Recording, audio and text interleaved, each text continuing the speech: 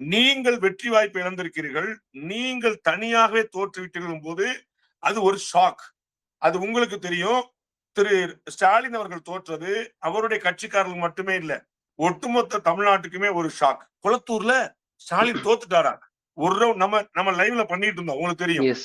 ஒரு ஆமா. ரவுண்ட் பின்னாடி போனபோது நம்மளே சொன்னோம், அடுத்த ரவுண்ட்ல வந்துருவாருப்பா, மோடிக்கு அப்படித்தான் ஆச்சு, நம்மளே நம்பினோம். அப்ப வந்து எல்லோருமே ஸ்டாலின் தோற்பாருன்னு எதிர்பார்க்கல. அப்ப அவர் தோற்றது ஒரு அதிர்ச்சி. அப்ப ஒரு டஃப் டைம்ல நான் கூட நிற்கிறேன் அப்படிங்கிறது பெருந்தன்மைக்கு சொந்தக்காரரா சூப்பர் ஸ்டார் ரஜினிகாந்த் அவர்கள் இருந்திருக்காரு. அப்படிப்பட்ட மனது, இருதயம், மனசு இருக்கிறவர்கள் இன்னொருவரை பார்த்து பொறாமைப்படுவாரான்னு யோசிக்கணும்.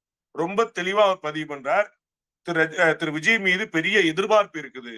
அவருடைய தொண்டர்கள், ரசிகர்கள் பொறுப்போடு நடந்து நீங்க ஏதாவது செஞ்சா அது உங்களுடைய தலைவருக்கு, நம்முடைய முதலமைச்சருக்கு கெட்ட பேர் வந்துருங்கிறத கவனம் வச்சுக்கணும். 2 வருஷமாவது நம்ம டைம் கொடுக்கணும் இவங்களை ஆட்சி பண்றதுக்கு, அவங்களுக்கு முழுமையா அவங்க எப்படின்னு அசஸ் பண்றதுக்கு அப்படின்னு முழுக்க முழுக்க தெளிவா ஒரு குறையும் இல்லாம பதிவு பண்றார். பெருந்தன்மையா பதிவு பண்றார். ஆச்சரியமாய் போச்சு அப்படின்னாரு, சந்தோஷமாய் போச்சுனாரு.